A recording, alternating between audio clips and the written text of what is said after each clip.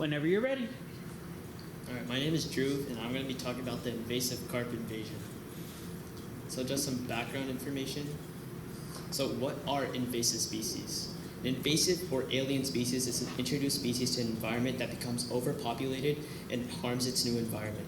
Species like this outcompete native species for foods and resources like food, and their introduction is usually followed by a decrease in native populations.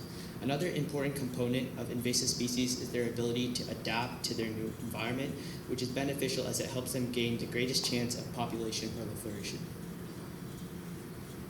So, one specific invasive species is the invasive carp, which this is a diagram for, and it's also known as the common or Asian carp, depending on where you are in the world. This species has been known to completely dominate ecosystems it joins due to its physiological advantage and ability to lay thousands of eggs. On the outside, the invasive carp is not too dissimilar to regular species of fish with features like a pelvic and dorsal fin, as seen in the diagram above, but its greatest advantage comes from within its mouth. So this is a diagram of the anatomy within an invasive carp's mouth. A key difference between the composition of this mouth and that of many competitors of the invasive carp in American oceans is that this species has a pharyngeal jaw that's listed over here. This component of the carp's anatomy is what helps them digest highly contested foods and in their area at an efficient rate, which benefits them in terms of reproduction because more food means they'll be able to reproduce at a more efficient rate. And many fish in the geographical location of the invasive carp don't have such a jaw as this fish, meaning they don't have this extra innate advantage. So this is a quote. So in a news report on U.S. waters, a leading aquatic nuisance species program director in Kentucky stated, "There are no precise estimates of Asian carp populations in U.S. waters, but they're believed to be millions. At times, they have totaled up to 90% of all fish populations on some backwaters of the Mississippi River."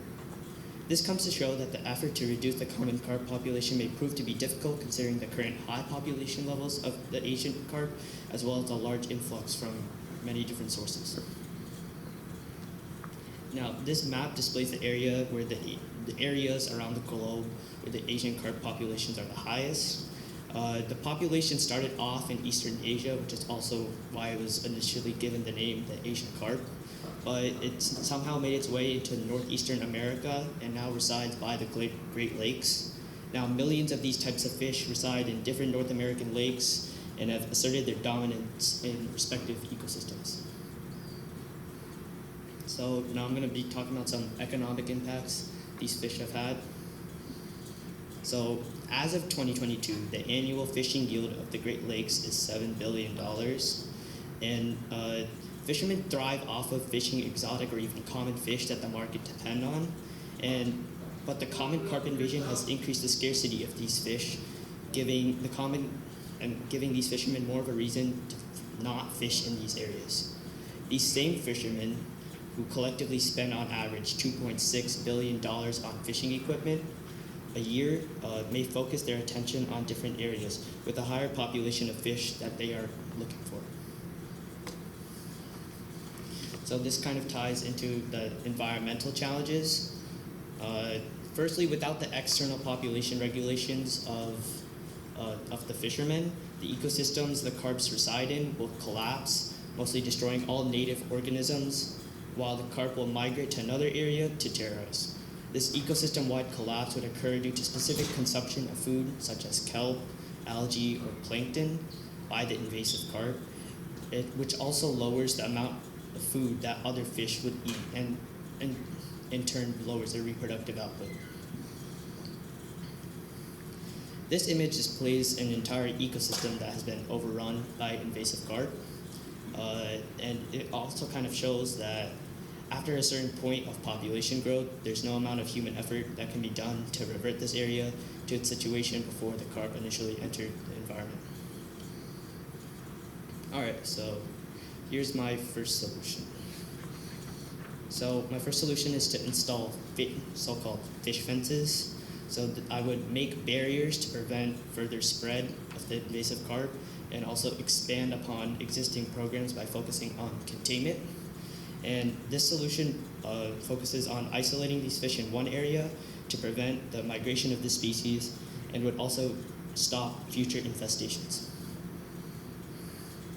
So the implications and limitations of this. Some implications would be it would stop the spread of the species as it confines them to one area, and some limitations is it could, while the carp reside in that one area, it could irreversibly damage that one area as we are restricting them to one area. It also prevent the migration of other species of fish that may want to escape from carp-dominated areas. It also may cause carps have also been known to be able to jump over distances, and any sort of development or adjustment from the carp would cause the species as a whole maybe to learn how to escape from these types of situations. My second solution is it's a 3-step plan that I dubbed Infected Independence. So the first part is prevention. I'd limit or completely stop the travel of areas abundant with common carp to prevent any form of spread. The harvest part of the plan would eliminate any bait or external food sources that could possibly attract more carp or cause the carp to reproduce. And the communication would develop an open line of communication that informs agencies of areas where fishermen or even regular people have spotted these types of carp. So some implications of this would be it'd create an isolated and workable zone where the fish can be extracted from, so outside of any sort of human interaction. It'd also maintain an open line of communication, so people who witness these types of things are able to transmit this information to governments or any agencies that are involved in this effort, and also best address the future concerns of this issue. But some limitations is it would take a lot of time to set up, and it would also require some great monitoring systems. And that's it.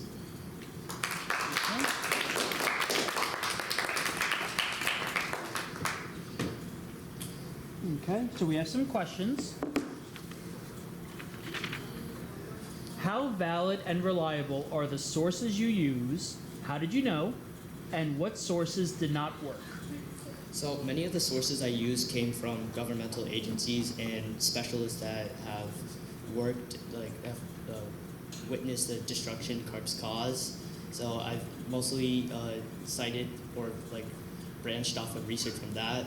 My solutions came from advancements in current programs that have been seen to effectively stop carp population increases, but for the most part, I'd say my sources are reliable because they come from a sort of research that has been proven to work.